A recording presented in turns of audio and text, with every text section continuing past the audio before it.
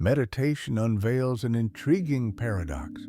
Even when thoughts slow down or disappear entirely, something remains, an undeniable sense of me. But what is this me?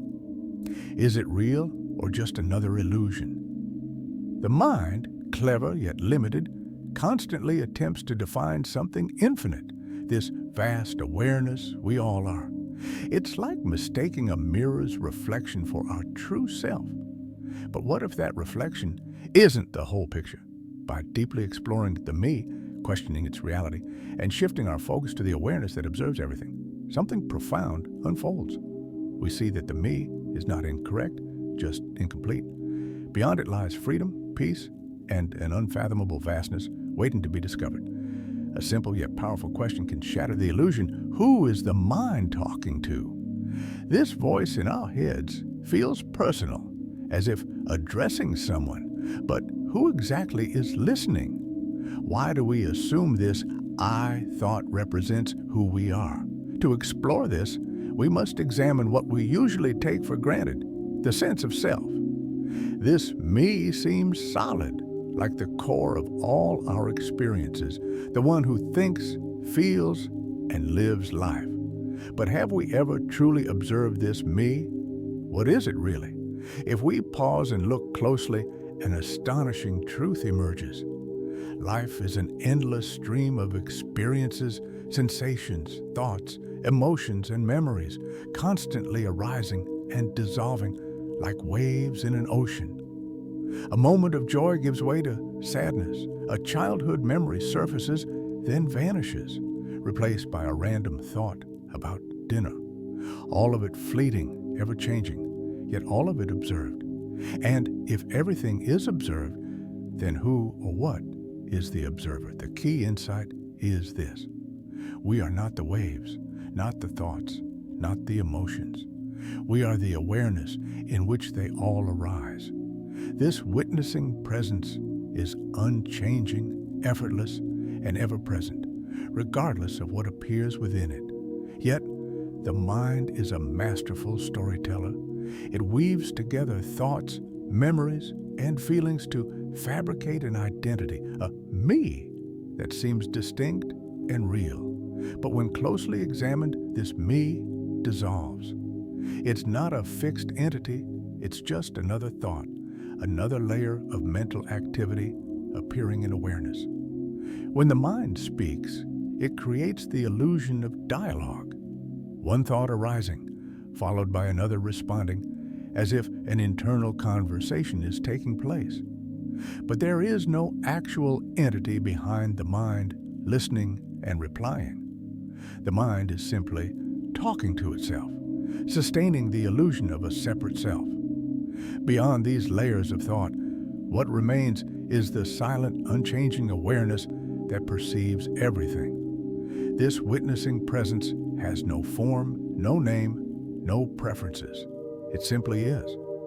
But why do we so strongly identify with the idea of me in the first place? It all stems from something deeper, the fundamental awareness of being, the pure recognition of I am.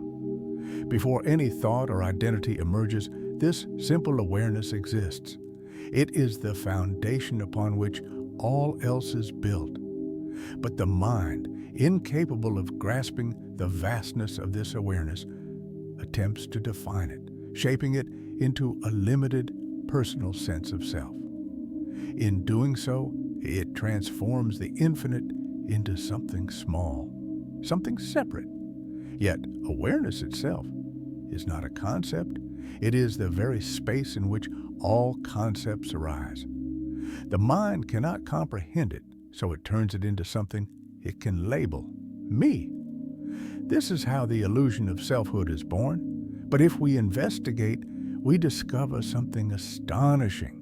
Before any thought arises, before any emotion appears, there is simply presence, pure, silent knowing.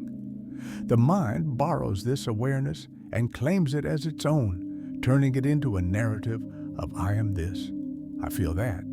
But in reality, the I the mind creates is just a fleeting interpretation. By questioning this process, by shifting attention away from the mental story of self and toward the silent witnessing itself, we begin to dissolve the illusion. Instead of identifying with thoughts, we rest in the awareness that precedes them. We recognize that the mind's chatter is nothing more than a self-perpetuating loop, thoughts talking to other thoughts, with no actual entity behind them. And then something remarkable happens. The sense of separation fades, the need to control dissipates, and life is seen for what it truly is, a spontaneous flow of experience effortlessly unfolding in awareness. The ego, the ever-shifting mask of me, loses its grip. It no longer defines who we are. Instead, we rest in the vast, peaceful presence that has always been here. This is not a theoretical idea. It is something to be directly experienced. The mind's chatter, once overwhelming, becomes mere background noise.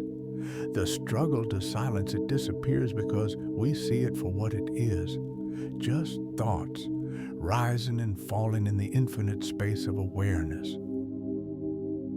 Life becomes lighter. Freed from the illusion of a separate self, we move through the world with greater ease, clarity, and peace. We stop seeking something outside ourselves because we recognize we are and always have been the silent witness, the boundless presence beyond words and thoughts. And so the question remains, who is the mind talking to? No one. It talks only to itself. And you are the silent witness beyond all stories, eternal and free. In the end, there is nothing to find because nothing was ever lost. Just awareness, simply being right here, right now. The journey is not about becoming something new. It is about realizing what has always been. So pause, breathe, and rest in that awareness. You are already home. If you found this exploration valuable, don't forget to like, share, and subscribe for more insights into the mind and self-awareness.